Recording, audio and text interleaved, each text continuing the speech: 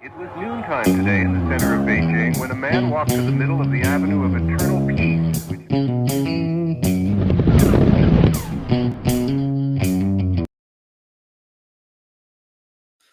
All right, welcome back to the Survival and Basic Badass Podcast, Kevin and Chuck. Today, what we're going to talk about urban survival, basically how to escape the city when things go bad. Turns out, like even the power being out for 4 or 5 days, the city isn't where you want to be. Um, Bad weather, flooding, that kind of thing comes up. The end of the world, that kind of thing comes up. The apocalypse. I mean, it hasn't happened yet, but actually, it happens in other countries all the time. We're just not as used to it in Mhm. America as you know, Yeah, I mean, it happened in New as the Orleans rest a of the couple of world. years ago. Happened in New Orleans. Happened in Puerto Rico. Puerto Rico, there wasn't a lot of places to escape to, No, but terrorist happened. it can end badly. Um, maybe you're in Nepal or whatever. Or I don't know. There's all kinds of bad things happening all around the world. I don't know, but the bottom line is you need to have a plan. 80% of the population live in some kind of city and urban area, and I guess we all make bad choices. Like I Mhm. wouldn't want to live in the city, but it turns out that's where the fun and excitement is. So I That's kind of true. get it if you want to be honest. Like, why even be alive if you're not going to have a good time? And the party's in the city. Mhm. Now, it turns out country folk know how to party too, but it's just different. It's different. But yeah, step one is move to the country. That's my understanding. But anyway, so with that, there are basic things you can do for a reasonable level of preparedness, and this may buy you time if things go bad in the city. And so, what kind of things do we stockpile, Kevin? Like, what would you have if you lived in a high rise? Well, I mean, I would have a basic emergency kit. You want to have food and water stocked up, and the truth is, even in a small apartment, it doesn't take a lot of space to store some basic food. Freeze dried stuff takes up almost no space. Dried beans, dried rice, um, and then they have a million different types of freeze dried meals. Ready to eat type things. And it doesn't take up that much space to have a week's worth of food. Water is a little bit different, takes up a lot of space, and you go through it real fast. Turns And out if you even you needed to get rid of the are poos. yeah, and So if you're on the 10th floor, you might not have enough pressure pretty quickly to actually have, water coming out of your faucet, your shower, your yeah, toilet. yeah. Um, A but lot of the buildings have the tower on top, but they do. it's not that big. And that's Hmm. thing. So they pump the water up and then it kind of has a little reserve and gravity back down. But like Kevin said, when you're sharing with all those people, it runs out quick. Yeah. So Yeah. So another thing that you definitely want to have, if you're in the city that doesn't take up enough space, is a good first aid kit, a good stock medicine cabinet. I see a lot of people that run these uh like they have these first aid kits that have like gauze and antiseptics and all sorts of stuff, but they don't have like band-aids. Like you slice your finger open and you don't necessarily need like a giant gauze pack and tape and all that sort of stuff, but you don't want to get an infection. Having yeah, like just band-aids also is it is a good idea. it kind of goes both ways. What I do is in my all my vehicles, actually, everyone, I have a trauma bag, which Hmm. I mean, we're talking like IFAC size, right? Not Right. like I'm not like EMT or something. Hmm. I have like tourniquet and the quick stuff, like you're saying, like some gauze to pack a wound, some, a chest seal, things like that, right? That would come up in that emergency. Hmm. But then I have another one that's exactly what you're saying. That's Band-Aids, that's triple antibiotic, that's, your things for your day-to-day nonsense to Right. prevent Right. an Your boo-boo infection. bag. Yeah, for the boo-boos. And you need to be ready for that. And that's the way to go is to have both. Now they can be together. I just, when I'm dealing with an emergency, I want to be able to find what I need quickly, right? With the tourniquets and the, with the trauma bag. But you need the day to day, and that way, the one kind of stays safe and the other, you can get it. But anyway, what else would you have stockpiled? Now, well, actually, before you move on here, one of the things that concern me is I was just listening to an audiobook, one of the, all the time, whatever, it's what I'm doing. And they were trying to escape out of DC, and they were heading down to North Carolina to, get out to the country because the government was after them. And mind you, these were government people, but coup in the White House. Right. And so obviously, that could happen anytime. And so they're heading down to North Carolina, and they hit like a sporting goods store, or actually they hit a Walmart. And like, oh, there's freeze-dried food, there's whatever, and they're buying this stuff. And just like you said, freeze-dried food, it's lightweight, it doesn't take up a lot of space. But what's going through my head is, yeah, but where are you going to get the water for all that? Like, you have all the dry stuff, but now you're like, I'm kind of feeling like if you have some cans with some moisture, you're like kind of dual purpose there, but so that's just something to think about. But as we've seen, you can slide, your thing of 24 water bottles under the bed, have a couple of those set aside, or a couple of gallons, I mean, you got to think of how you can utilize the storage, watch a little Martha Stewart or something. I don't know who the new girl is that people pay attention to, but I think it's that, I think Joanna it's Gaines. Henry girl. Megan. Who is it? Doing the new. Who is it? Prince Henry. Oh, yep. Because that's like, it was first like Martha Stewart, then we had Joanna Gaines, and now we're moving on. Okay, so I'm 2 generations back in my preparedness, but that happens. So, all right. So what else would you have? Well, a good toolkit, and I think most people in general have like the little toolbox that they keep under their sink that's got, a screwdriver and a pair of pliers or something. But I mean like a real toolkit, Yeah. And one of the things that's under, I don't think that a lot of people have it, and it doesn't even come up that often unless you're a crazy person or an asshole like me, is bolt cutters, the big ones. You have to cut padlocks all the time. You know what I mean? Or at least if you're getting into shit, and it's real easy. You got a 3-foot bolt cutter is just, no problem, right through that padlock. Exactly. One of the other things that I think is a good idea to keep either in your vehicle or in your house is basic camping supplies, tent, sleeping bag, that sort of stuff.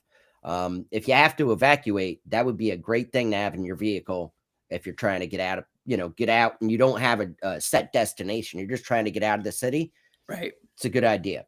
And then, basic things like flashlights, basic lighting, headlamps. I like the headlamps. I like flashlights too.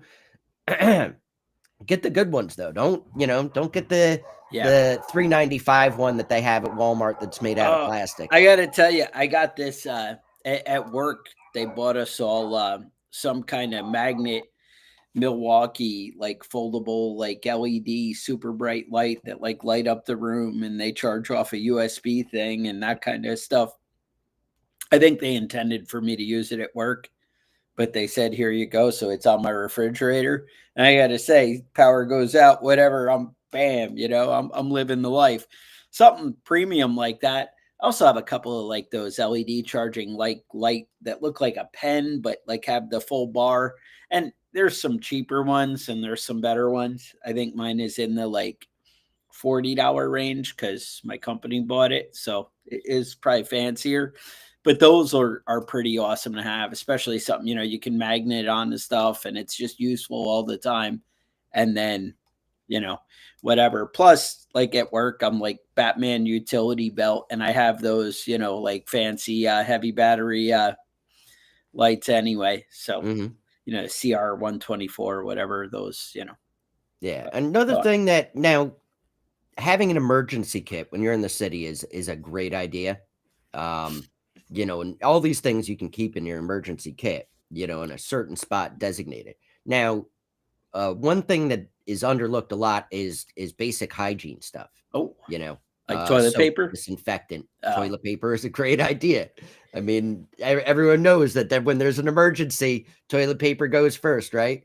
But basic hygiene is why do I need hygiene? I've got bars of soap in the closet. I've got shampoo and, set up in the shower. I'm all set with that sort of stuff. yeah. But if you have to bug out, if you have to get out of the city, having some soap, having some basic hygiene stuff with you is a great idea because, your hands get dirty fast when you're in an emergency situation, and keeping your hands clean, especially if you got to treat a wound or you're even just getting ready to eat. You don't want to, Yeah. be shoveling food in your face with your bare hands, when they're filthy, and then next thing you know, you got diarrhea for a week. So hand sanitizer, if you will. Mm-hmm. And that's the thing, being able to wash up without a lot of extra water, that kind of stuff is always a plus. Something to think about. And so moving on. Now, the next thing would be, what if you have to get out of the city? What if it's not going to work out staying there? Well, one of the ways to do that is to be a little preemptive and kind of know your escape routes, right? Know where you are, know where things are going to clog up. If you think the tunnel or whatever, like I always think of New York City when I think escape out of the city. And the problem with New York City is it's an island, and Right. there are kind of choke points of getting out of there. And that's the big thing. So, but a lot of cities are like that, where you have kind of choke points and bottlenecks of how people can get out. I know Atlanta has like a big circle around it, and you got to kind of get outside of that beltway that, to get to freedom. And it's all about, having a plan. So you need to think of the best route on foot, the best route on bike. New York City, do I know how to get to the harbor if the bridges and the tunnels are kind of shut down? Is there a way to get out on boat? Mm-hmm. Maybe there's a nice sailboat or something that you can borrow. Maybe you have a friend that has the boat there that you've been eyeing every time you go out for your morning run. And he's like, hey, whatever. But being aware of what's available to you beforehand can buy you so much. Right. So The- mapping out yeah, evacuation routes is a good idea. You know, I know that when they have mandatory evacuations, that's probably too late, yeah, to go by normal means, just getting in your car, packing it up with everything you need, and getting on the highway and bumper traffic for the next, 10 hours. Not the best way to go about it. You want to go with like a voluntary evacuation, really. You want to see that shit coming and get out early, right. If That you can. that is one of the things as a prepper, is just paying attention to the news and what's going on in the political climate and the tensions with foreign countries, things like that. Be aware, because a lot of times you can kind of predict what's coming. Hmm. Right. When things are bad, like, hey, it'd be a good time to go make a vacation to the country for a week. Yeah. You don't know. Yeah. One thing to keep in mind is basic stuff. Transit hubs. The train stations, the bus stations. You don't want to be in those places when everybody's trying to get out. But Not knowing exactly. they are, if you're stranded in a city and knowing where they are is a good bet, because there's going to be all sorts of stuff there. There's going to be taxis. There's going to be buses. There's going to be all sorts of stuff going on there. There are also like shelter areas that you might want to map out. If you haven't been able to get out of the city in time, you want to know where the shelters are going to be at. Not a great option. That's not the best option. It's last resort. China and Moscow have some big underground bunkers that you can, They do. they're also, right in the city for those people. So they're Mhm. looking out for you.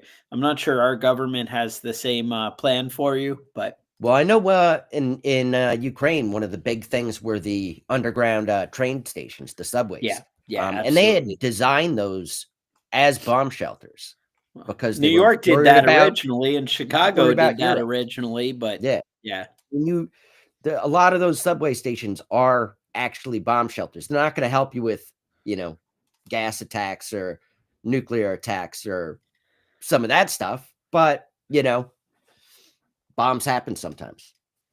It happens. You also want to have a plan with your family members. If you have other family members living in the city with you, but that aren't in the same exact, the same building or the same apartment, you want to be able to communicate with them. You want to be able to make a plan with them. Grandma across town might not be able to just hop in her car and make a run for it. You might have to go scoop her up. Oh, Aunt Bess, she might not be as mobile as she used to be. yeah. And you want to be able to plan for your family members. Yeah, and that's the best thing is to try and plan ahead, to have Mhm. these things, and also to have a set meeting point. If things go bad, knowing where you guys are going to meet up or who's going to go get who. Like, it sucks if you go all the way across town to get to grandma's house and grandma's neighbor already took her and you just wasted all that time and effort. You could have been gone. Mhm. You guys need to have a plan of what you're going to do if things go bad. Yeah. But like I said, the key is really paying attention to what's going on beforehand and kind of being a little preemptive. Yeah. So let's talk about situational awareness because Yeah. we're kind of touching on that. Yep.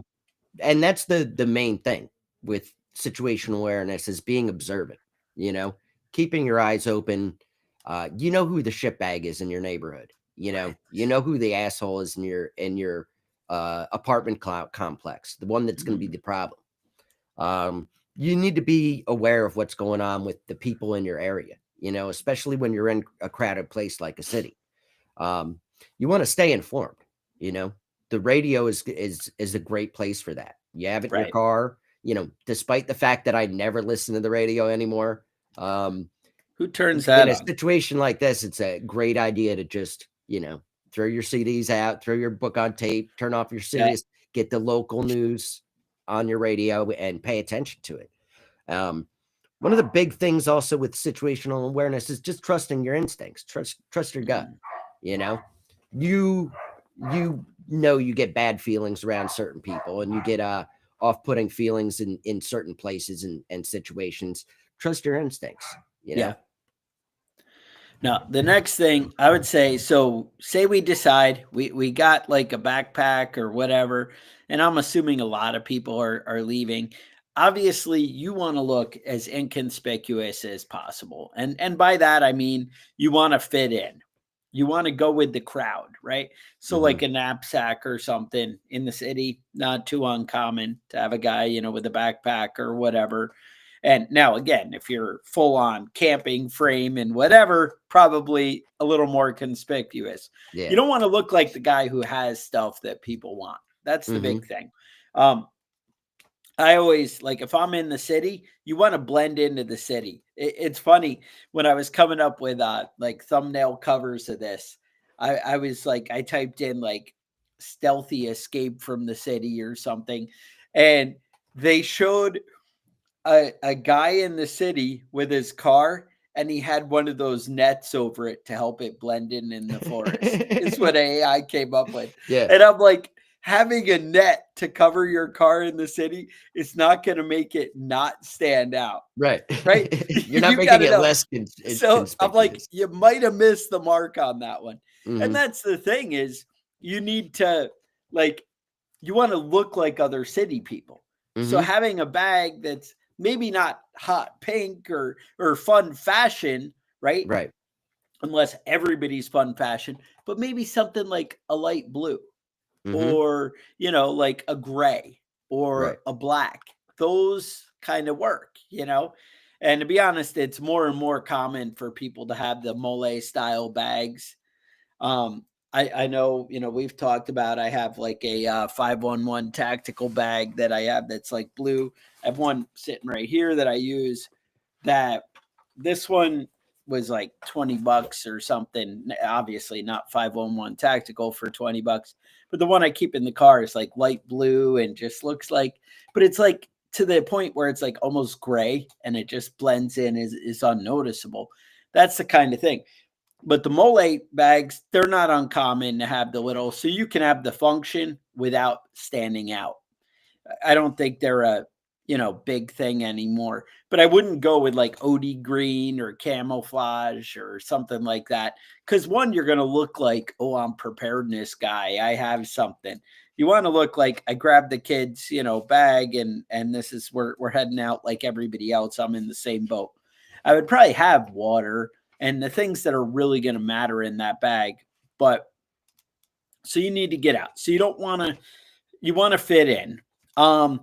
Maybe you have like earbuds in, but you, like Kevin said, you don't want to be listening to stuff. You need to be paying attention. But if you had earbuds in, it just kind of looked like, hey, don't talk to me. Not involved. That might be cool. Having the hoodie, the nondescript, having the hat hung down a little bit. You want to kind of be a little subtle, but you don't want to be. I always felt like if I was going to do something bad in the city, like where I go and move in on something and then want to get away quickly, I would want something really unique and descriptive, like a red ball cap or something like that, or a red sweatshirt. Because I always feel like when people see you, they're like, oh, he had a red sweatshirt. I know, I got it. I clocked that guy. He had a red hat. And I'm wearing that when bad things happen, and then that hat's gone. Right. You know what I'm saying? Like, I do that. I get 10 feet away. Maybe I even run in the wrong direction of where I'm going to go.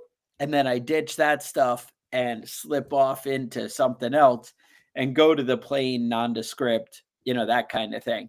So yeah, I think that's also a great tactic for gray man stuff is being able to have clothing that you can discard or swap out. A windbreaker is great for that because it covers your whole torso and you can take it off and pack it into a little pocket in your pants or something. Yeah. One of the things that we kind of skipped over, we should go back a little bit, is community building. You want to be able to know, your neighbors, you want to be, on speaking terms with the people that are on your block, in your neighborhood. The guy that runs the bodega, the homeless guys know what's up, man. It always concerns me that you're so familiar with the homeless community in your area. Those are my people, Kevin. man. They are your people. The degenerates, But I had a friend of mine that was telling me that there's a homeless person that lived in their neighborhood, and every time, once a week, she said like the homeless person kind of made her nervous. And so every week she'd get home, on Friday or whatever, and park her car, and she'd give the homeless guy $20 and be like, hey, just keep an eye on my car this week. And that way, she's like his benefactor and he's like watching out for her. And she said one day she came out and all the cars in her neighborhood were fucked up. Like somebody just went through a bat smashing windshields. And he was standing next to her car and she's like, they didn't touch your car, Miss Angela. Nice. Saved her a windshield. But, the guy's looking out for you now instead of being somebody you have to worry about. That's it. You're always buying them the bottle of malt liquor. All right. Keep him in Old See how English you roll, Kevin. And he'll watch out for you. Yeah. So that's the thing is you want to be like the people around you. That's the whole thing, where just blend in and act like they act. Like, I hate to say it, you don't want to have the pace or the gait that's 20 times or 2 times faster than everybody else. If the crowd's moving, you want to move kind of with the crowd. Now you want to be able to get out of the crowd and not caught up in a big mob, like where it's out of control. Like, you want to be in control, and by that I mean like able to escape, able to get out of the situation. But you want to kind of go with the flow, right? You don't want to be the extreme opposite. Now, I understand maybe you got to go the other direction, but you got to kind of, play it by ear, right? Do the things that you can do. Um, Even before you leave your place, you should know the fire escapes, the different stairways and hallways in your building, know all your exits, know, how to get it, how to get out, I guess is what I mean. Have, a way to, move out of your building where you're not going to be, the easy steps shouldn't become the problem. Hmm. That's, I guess, what it comes down to. Uh, don't be on your phone. Now, another thing, depending what you're trying to avoid, maybe there was a coup in your government, like I just talked about in the thing, and all of a sudden you became the enemy number one, right? Hmm. And maybe you need to ditch that cell phone. Maybe you don't use the credit cards, but you need to also remember the facial recognition, the cameras everywhere, all this stuff. The world is very connected, and it's not like it used to be. People used to be like, "Oh, I can't use a credit card." That's the least of your problems. Right. In the city or whatever, there are cameras everywhere that are going to see you and be aware, and they really can, follow people and see where the heck they're going. And more they can even do it with, your gait and how you walk and how you move. You need to be aware of those things and how to kind of blend in. Yeah. Take a um tip from Luigi Mangione. Remember he shot that guy in the middle of a city street and just walked away, and they lost him for days. yeah, What did he just had a hoodie on and one of those N95 masks. And he just walked into the woods in Central Park, switched out his hoodie, ditched the mask, and got on a bike and left. And he just went MIA for almost a week. yeah, no, that's it. I mean, you need to be discreet, you need to blend. And that's the thing is, if when people first notice you, you're one way and you're able to change into something else, that's going to, Hmm. give you the option. It's a lot harder to cover up than it is to kind of get rid of, like Kevin said, if you're wearing the N95 mask and the sunglasses and the hoodie, when bad things happen, and then all of a sudden you're not wearing a hoodie, you're not wearing the glasses and the whatever. Whereas if you try and go to the guy who's got the hoodie and the whatever, then you kind of stand out more. You know what I'm Right. saying? Hmm. Like, think of how you're going to blend in and how you're going to watch and that kind of stuff, how you're going to change. So that's what I got. The other option, I mean, as far as like blending in and escaping and, paying attention, gray man stuff. Another thing you might want to do is if you can move with a show of force, right? Hmm. There's other times where you have a group of 10 people that kind of look like hard targets. Maybe that's the way to go to move out, but that's a lot harder to pull off to be a hard target in the city, because there's kind of always a bigger mob. Hmm. Right. That's the danger you run into. All Yeah. right. I think that covers most of my notes. You got anything else you want No, to no, touch on here? that's some there. That's it. We're trying to get out. That's the Hmm. thing is you need to focus, you need to have a plan, you need to take actionable steps all the way through, and just be aware. It's like the thinking, and just think, how am I gonna not be out of the norm? Right? And also not putting yourself in a box. By knowing the escape routes, you can wind up not being cornered, and you Hmm. should know multiple escape routes. That's the thing. And that's stuff you can do beforehand. Like, to be honest, I mean, that's why they say, like, hey, maybe you should study Krav Maga, learn self-defense. Hey, maybe you should carry a firearm. Hey, you should, you know, be a little prepared in life where you don't become an easy target. When you take a class or two on situational awareness, when you're aware of what's going on around you and you're able to defend yourself or protect yourself, it's going to put you light years ahead of, maybe you don't get so out of shape. Maybe you kind of maintain a level of fitness and health. It is your obligation to take care of your family and protect the ones you love. That's something, maybe you take that stuff seriously. I know we all work hard and get exhausted, and it's like, oh, is there time for, any more? I can't do any more. But it is your responsibility, to take care of things. So I'm Right. just saying that that's an option. So I You would want- do that. And we did have a sponsor for this Oh, that's episode. right. Oh, so that's exciting. I'm going to put the link in the show notes that'll, be able to get you guys there. But basically, I'm going to the sponsor. It's for these pretty badass water bottles. There's a company called Iron Infidel, and they basically make these like 64-ounce water bottles and the cool jug for on the go. And it turns out if you have one, you're like an extra manly man. I'm just saying. You could be a little cooler. Now, you're probably like, "Ooh, I don't want to spend $60 on a cool water bottle." Maybe you're that guy. But then, wait for it. Turns out they have like smaller $39 water bottles. But I looked at the pictures and checked it out.